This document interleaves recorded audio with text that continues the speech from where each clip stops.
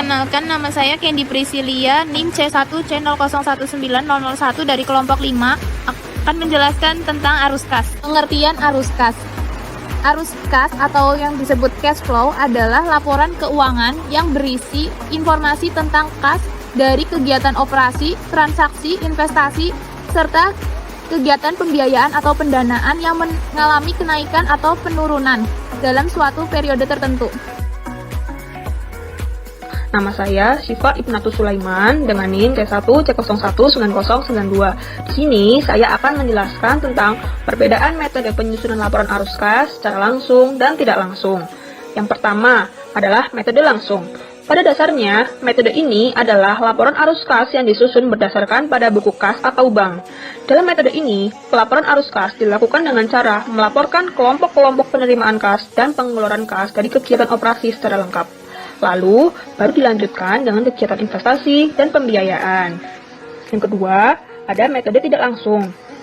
Metode penyusunan laporan arus kas secara tidak langsung disusun berdasarkan pada laporan laba rugi dan neraca.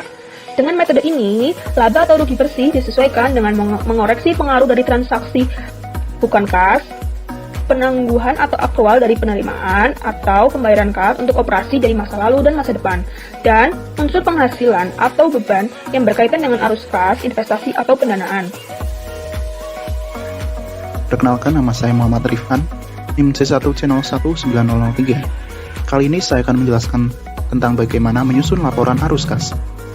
Yang pertama adalah metode tidak langsung, yaitu dengan cara menentukan arus kas yang disediakan atau digunakan oleh aktivitas operasi dengan mengkonversi laba bersih dasar akrual menjadi laba bersih dasar kas.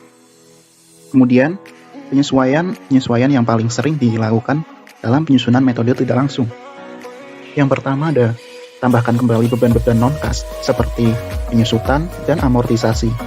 Kedua, ada kurangkan keuntungan dan tambahkan kerugian yang berasal dari aktivitas investasi dan pendanaan. Yang ketiga ada analisis perubahan aset lancar selain kas dan perubahan liabilitas jangka pendek.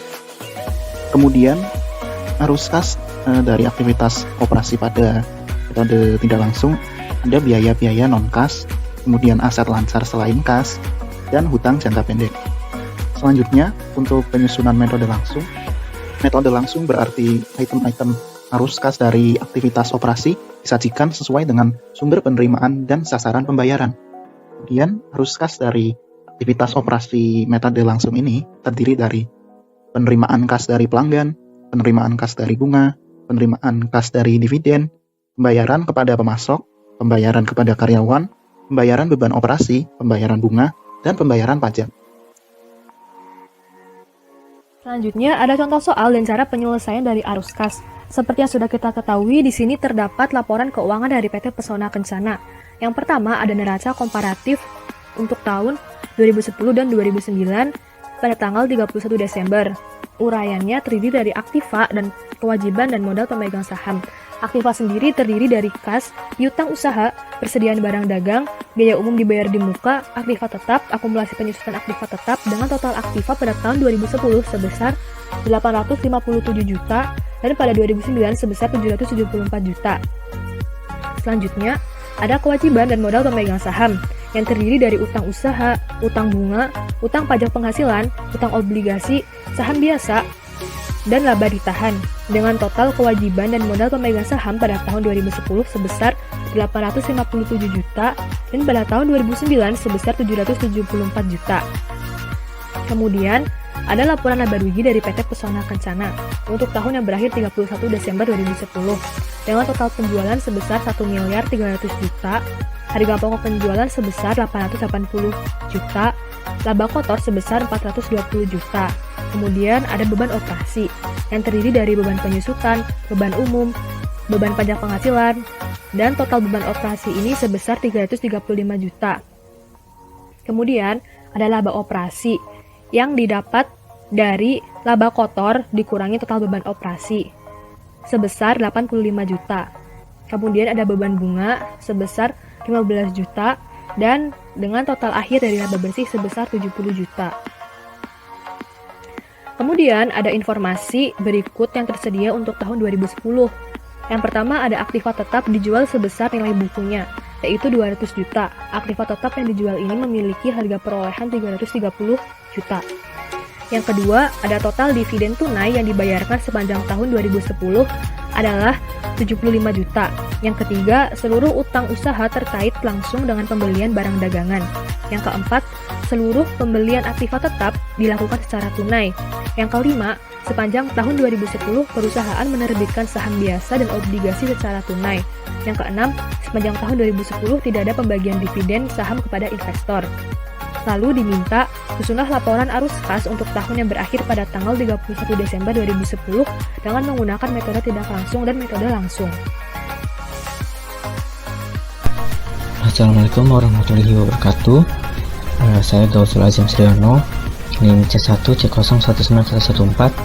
Di sini saya akan menjelaskan langkah untuk membuat laporan arus kas metode tidak langsung. Di sini saya punya contoh soal dari PT Pesona Kencana, di mana di sini kita lihat terdapat informasi tambahan untuk tahun 2010. Kita punya aktiva tetap dijual sebesar nilai bukunya yaitu 200 juta. Aktiva tetap yang dijual ini memiliki harga perolehan sebesar 330 juta. Lalu kita punya total dividen tunai yang dibayarkan sepanjang 2010 sebesar 75 juta. Dan untuk penjelasan lainnya bisa kita lihat sendiri. Di sini kita diminta untuk menyusun laporan arus kas untuk tahun yang berakhir pada tanggal 31 Desember 2010 dengan menggunakan metode tidak langsung dan metode langsung. Langkah pertama dalam menyusun laporan arus kas metode tidak langsung adalah kita harus menyiapkan laporan laba rugi untuk PT Pesona Kencana.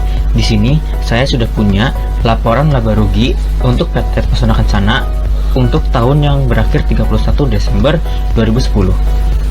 Kemudian kita bandingkan laporan neraca periode berjalan dengan neraca periode sebelumnya untuk PT Pesona Kencana tahun 2010 dan 2009. Lalu kita kelompokkan akun-akun apa saja yang dalam laporan laba rugi PT Pesona Kencana itu termasuk dalam aktivitas operasi. Di sini kita lihat ada beban penyusutan sebesar 60 juta dan laba bersih sebesar 70 juta. Lalu dalam laporan keuangan PT Pesona Kencana ini kita juga harus mengelompokkan akun-akun mana saja yang termasuk dalam aktivitas operasi, investasi, dan pembiayaan.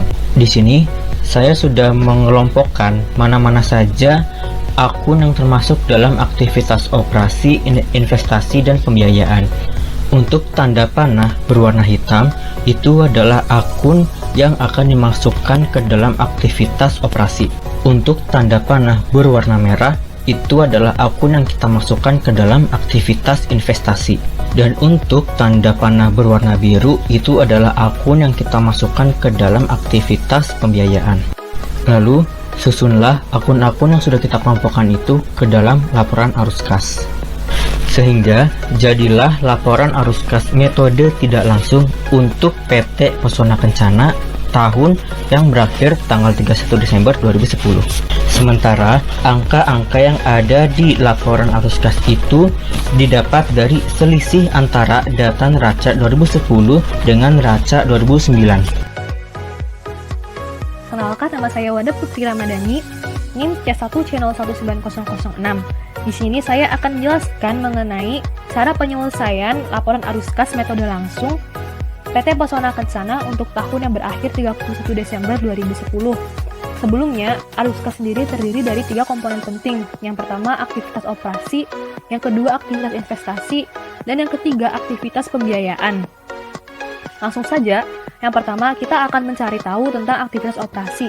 Aktivitas operasi sendiri ini terdiri dari penerimaan dan pengeluaran kas yang ditujukan untuk aktivitas operasional perusahaan PT Pesona Kencana. Maka dari itu, aktivitas operasi PT Pesona Kencana ini terdiri dari yang pertama, ada penerimaan kas dari penjualan sebesar 1.350 juta. Yang kedua, ada kas yang dibayarkan untuk barang dagangan sebesar 885 juta. Yang ketiga, ada kas yang dikeluarkan untuk beban umum sebesar 248 juta. Yang keempat, ada kas yang dibayarkan atas bunga pinjaman sebesar 13 juta. Dan yang terakhir, ada kas yang dibayarkan untuk pajak penghasilan sebesar 52 juta.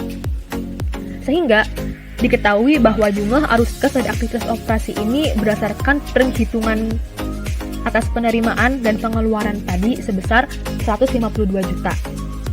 Kemudian, kita akan mencari arus kas dari aktivitas investasi. Nah, aktivitas investasi ini terdiri dari penerimaan dan pengeluaran kas yang ditujukan untuk kegiatan investasi perusahaan, seperti membeli aktiva tetap dan lain sebagainya. Yang pertama, ada penerimaan kas dari penjualan aktiva tetap sebesar 200 juta. Yang kedua, ada pengeluaran kas untuk pembelian aktiva tetap sebesar 349 juta. Sehingga jumlah arus kas dari aktivitas investasi ini sendiri adalah minus sebesar 149 juta. Yang terakhir, kita akan mencari arus kas dari aktivitas pembiayaan. Nah, aktivitas pembiayaan dari PT Pesona Kencana sendiri terdiri dari penerimaan kas, jadi penerbitan obligasi sebesar 40 juta. Kemudian ada penerimaan kas dari penerbitan saham biasa sebesar 38 juta. Dan yang terakhir ada pembayaran dividen tunai sebesar 75 juta. Dengan jumlah arus kas dari aktivitas pembiayaan sebesar 3 juta. Selanjutnya, kita akan membuat struktur dari laporan arus kas metode langsung. Nah, bentuk dari laporan arus kas metode langsung ini seperti ini. Setelah kita mengetahui jumlah dari aktivitas operasi, aktivitas investasi, dan aktivitas pembiayaan, maka kita akan mengetahui berapakah kenaikan bersih kas untuk PT Pesona Kencana pada periode yang berjalan ini. Nah, setelah kita hitung, maka kenaikan bersih kas arus kas PT Pesona Kencana sendiri ini sebesar 6 juta. Dengan saldo kas awal pada tanggal 1 Januari 2010 sebesar 16 juta dan saldo kas akhir pada 31 Desember 2010 sebesar 22 juta. Sekian, terima kasih. Wassalamualaikum warahmatullahi wabarakatuh.